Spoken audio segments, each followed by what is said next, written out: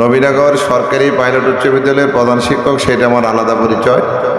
আর সোনাকান্দা দারুল হুদা দরবার শরীফের সাথে যখন কোনো সম্পৃক্ততা হবে, তখন আমি দরবার শরীফের একজন নগণ্য নাখান্দা একজন ব্যক্তি। একটা পৃথিবীর ব্যালেন্স রক্ষা করার জন্য পাহাড় প্রয়োজন, সাগরও প্রয়োজন। পাহাড় একদিকে, পাহাড় আরেকদিকে সাগর, এই দুইটা মিলে পৃথিবীকে ব্যালেন্স করে। আপনার সাপ যে বিষাক্ত প্রাণী, সাপও মানুষের উপকার করে। ঠিক এইভাবে সহি, শুদ্ধ, একেবারে পুত পবিত্র, নির্ভেজাল অলিয়া আউলিয়া যদি পৃথিবীকে না থাকতো, তাহলে এই পৃথিবী ব্যালেন্স হইতো না। আজকে খাস দরবার করে আছে বিধায়ী তারা নীরবে নিভৃতে সারা পৃথিবীর মানুষগুলি যখন ঘুমায়, নির্জনে ঘুমায়, পশু পাখিরা যখন তাদের নীরে ফিরে যায়, আমরা যখন ঘুমের ঘুরে অচেতন হয়ে থাকি, তখন নীরবে নিভৃতে তারা আল্লাহর সান্নিধ্যে দিদা লাভের চেষ্টা করে। আর তাদের সেই ডাকের মাধ্যমেই এই পৃথিবীটা ব্যালেন্স হয়ে কোনো রকমের টিকে আছে। আমরা নাখান্দা ব্যক্তি, আমাদের হাত কতটুকু কবল হবে আমি জানি। তবে আমি বিশ্বাস করি মুমিন মুত্তাকিন ব্যক্তিদের হাত কবল হয়, এবং মুমিন মুত্তাকিনদের দরবারে আউলিয়ারা পড়েন। আউলিয়া শব্দ তো আল্লাহর ঘনিষ্ঠ বন্ধু। আমার ইসলামিক স্টাডি ছিল, আমি কিছু গ্রামারও জানি, আলোচনা দেখেছি। সোনাকান্দা দারুল হুদা দরবার শরীফ নিয়ে আমি গর্ব করার মতো আমি কিছু পেয়েছি। কোরআন এবং সুন্নাহর আলোকে সোনাকান্দা দরবার শরীফের একজন নাখান্দা খাদেম হিসাবে আমি আমার জীবনকে ইসলামের রাস্তায় উৎসর্গ করে দিই। এটাই হোক আমাদের টার্গেট, আর কোনো টার্গেট দরকার নাই। আউযু বিল্লাহি মিনাশ শাইতানির রাজিম। বিসমিল্লাহির রহমানির রহিম। সোনাকান্দা দারুল হুদা দরবার শরীফ কর্তৃক আয়োজিত তালিমে হিজবুল্লাহ সংগঠনের ইসলামের যুব কাফেলা ও ছাত্র কাফেলার ব্রাহ্মণবাড়িয়া জেলা দক্ষিণ শাখার পরিচিতি পর্বের আজকে অনুষ্ঠানে উপস্থিত আছেন আমার পরম শ্রদ্ধাভাজন সম্মানিত সভাপতি। আজকের অনুষ্ঠানে উপস্থিত থেকে অনুষ্ঠানকে অলঙ্কৃত করেছেন আজকের অনুষ্ঠানের প্রধান অতিথি জনাব হজরত মাওলানা মোহাম্মদ সৈফুল্লাহ মোহাম্মদী সাহেব, বিশিষ্ট ওলামায়ে কেরামগণ এবং আমার শ্রদ্ধেয় সম্মানিত ব্যক্তিবর্গ, আসসালামু আলাইকুম ওয়া রাহমাতুল্লাহি ওয়া বারাকাতুহু। আমি সোনাকান্দা দরবার শরীফের কোনো অনুষ্ঠানে যখন যাই, তখন আমি নিজেকে একজন নগণ্য একজন মানুষ হিসেবেই মনে করি। এখানে নবীনগর সরকারি পাইলট উচ্চ বিদ্যালয়ের প্রধান শিক্ষক, সেটা আমার আলাদা পরিচয়। আর সোনাকান্দা দারুল হুদা দরবার শরীফের সাথে যখন কোনো সম্পৃক্ততা হবে, তখন আমি দরবার শরীফের একজন নগণ্য নাখান্দা একজন ব্যক্তি। সেই হিসাবে প্রথমে আপনাদের দোয়া প্রত্যাশা করছি।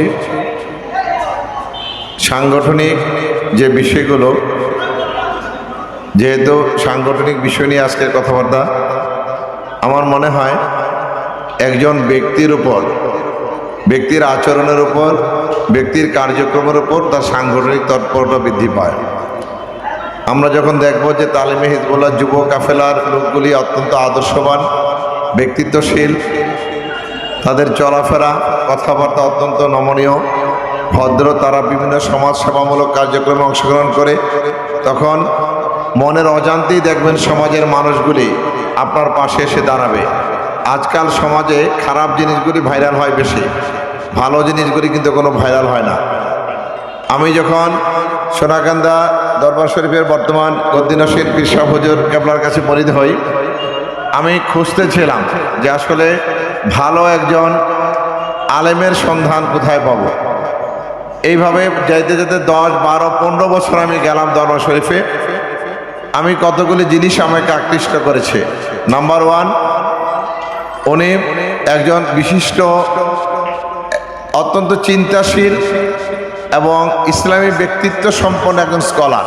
নাম্বার 1, অর্থাৎ ইসলামিক যে কোরআন এবং হাদিসের ব্যাপারে ওনার অগাধ পাণ্ডিত্য আছে, এটাকে আমি 1 নম্বর পুঁজি হিসাবে ধরেছি। কারণ মহান আল্লাহ রাব্বুল আলামিন কোরআনের যে আয়াত দিয়ে শুরু করেছেন, ইকরা বিসমি রাব্বিকাল্লাযী খালাক, আমি দেখলাম যে ওনার মধ্যে, যেহেতু উনি একজন স্কলার, ওনার কাছে যাওয়া যায়। 2 নম্বর যে জিনিসটা আমাকে আকৃষ্ট করেছে, উনি কোনো মহিলার সান্নিধ্য নিতে চান না কখনই। কোনো মহিলা ওনার সাথে গিয়ে দেখা করেছে এমন নজির বোধহয় বাংলাদেশে নেই, আমার যতটুকু ধারণা, আপনারা আমার চেয়ে বেশি জানেন।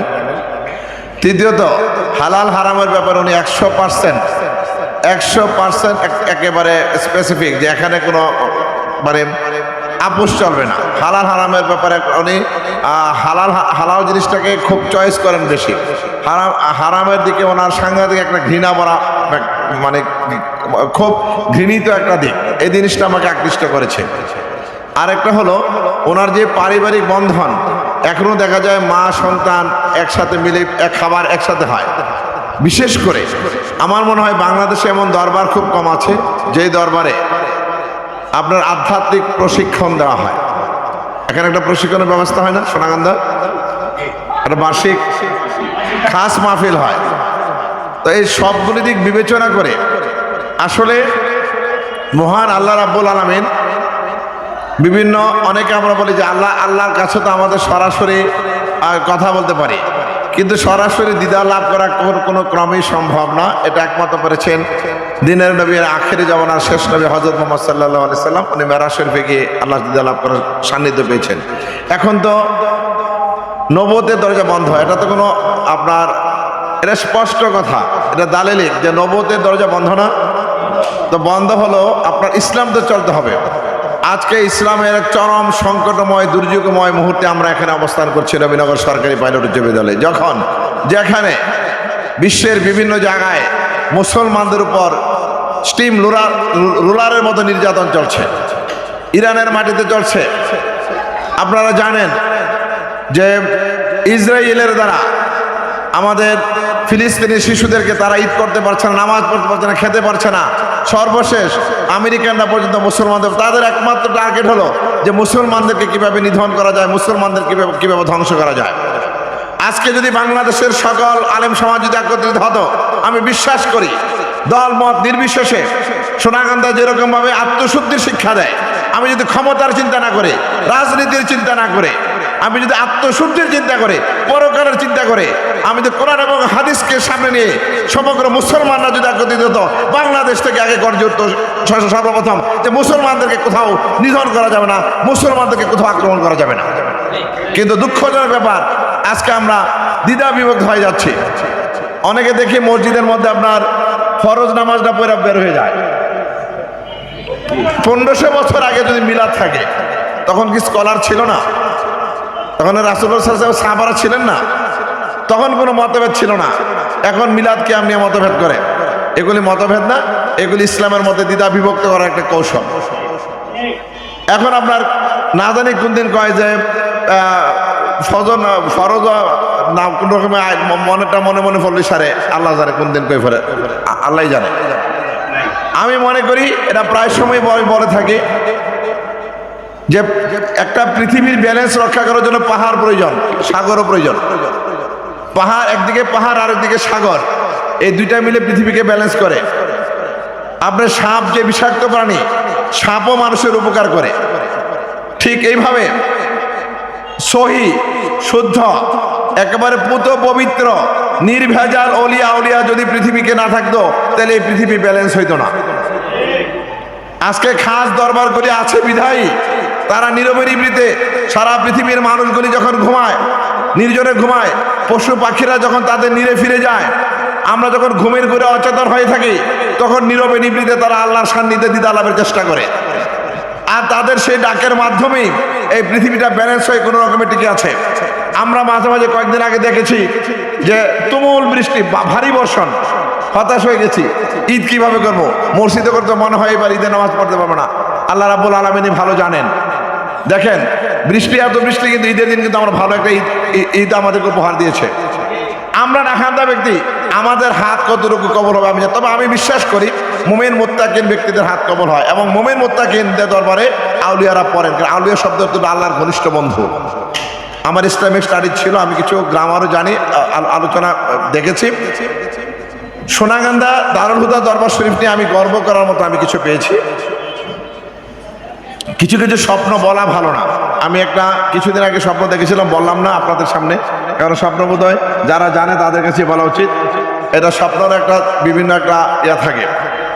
তো সবশেষে আমি বলবো, শুধু পদবি নিয়ে বসে না থেকে যে আমি পদ পেয়েছি, আমি তো সভাপতি, আমি তো সেক্রেটারি, এই পদ নিয়ে বসে না থেকে চলুন আর কিছু না হোক, কোরআন এবং সুন্নাহর আলোকে সোনাকান্দা দরবার শরীফের একজন নাখান্দা খাদেম হিসাবে আমি আমার জীবনকে ইসলামের রাস্তায় উৎসর্গ করে দিই। এটাই হোক আমাদের টার্গেট, আর কোনো টার্গেট দরকার নাই ভাই। মরার শেষে প্রাইম মিনিস্টারের জন্য আলাদা কোনো এসির ব্যবস্থা থাকে না, প্রেসিডেন্টের জন্য আলাদা কোনো এসির ব্যবস্থা থাকে না, সেখানে আমলের জন্য এসির ব্যবস্থা থাকে। সুতরাং আমলদার ব্যক্তি হইতে গেলে আমার মনে হয় আপনারা যারা পেয়েছেন আপনারা সৌভাগ্যবান, অত্যন্ত ভাগ্যবান মানুষ যে আপনারা যুব কাফেলা, ছাত্র কাফেলার একটা পথ পেয়েছেন। পথটা ধরে রাখা খুব কঠিন। এখন থেকে যারা পেয়েছেন তারা নিজেদেরকে আগে আত্মশুদ্ধি করবেন। এটা আমার একটা পরামর্শ মনে করবেন না, উপদেশ মনে করবেন না, যাতে আমার আচার আচরণ, আমার চাল চলন, আমার বেশভূষা, আমার চলা, আমি যদি একটা মুরব্বীকে দেখলে যখন আমি যখন সিটটা ছেড়ে দিব তখন মানুষ ভাববে যে ছেলেটা খুব ভদ্র, চলেন আমরা এই কাজটা করি।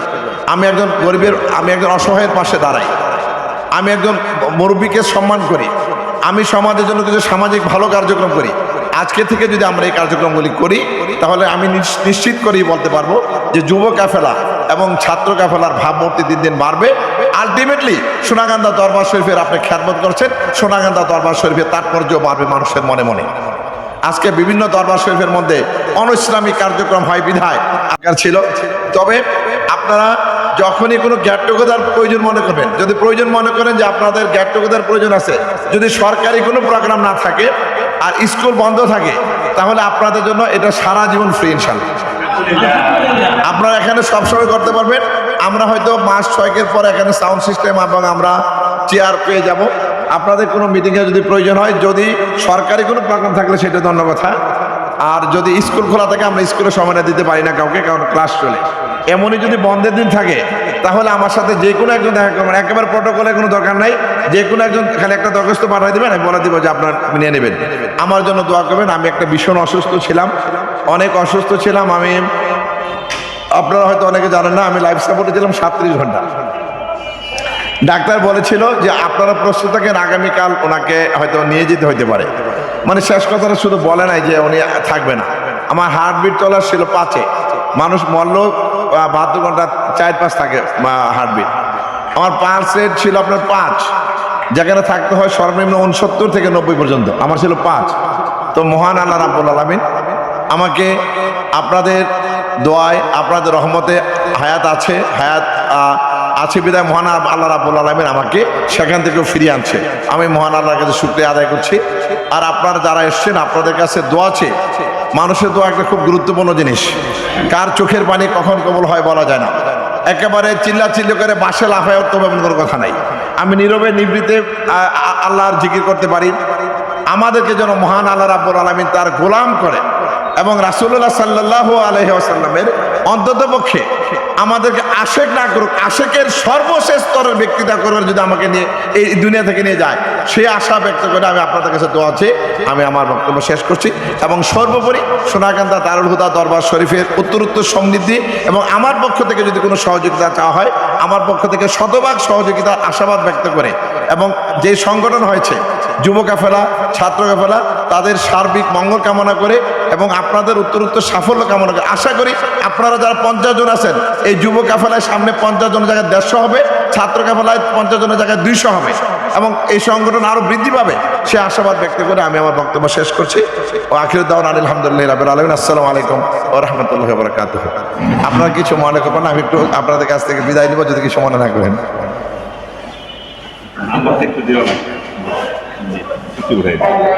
ধন্যবাদ জানাই। আদানে পড়ে গেছে স্যারের দূর থেকে আসলে স্যারের কথা শুনেছি, সোনাকান্দা দরবার সাথে সম্পৃক্ত। আসলে এখন এসে দেখলাম কত বড় মনের মানুষ।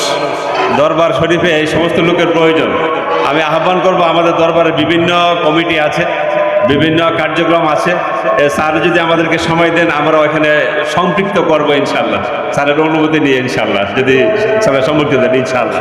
তা স্যারকে অনেক কৃতজ্ঞ আমাদের সকলের পক্ষ থেকে। কাজী মোহাম্মদ ওয়াজিউল্লাহ স্যার দিক নির্দেশনামূলক আলোচনা করবেন, বক্তব্য দিবেন। স্যারের অনেক ব্যস্ততার পরেও আমাদেরকে সুযোগ দিয়েছেন, স্যারকে আবারও ধন্যবাদ। স্যার আমাদেরকে এখনই দিক নির্দেশনামূলক কিছু কথা বলবেন, স্যারকে বিনীত নিবেদন করছি।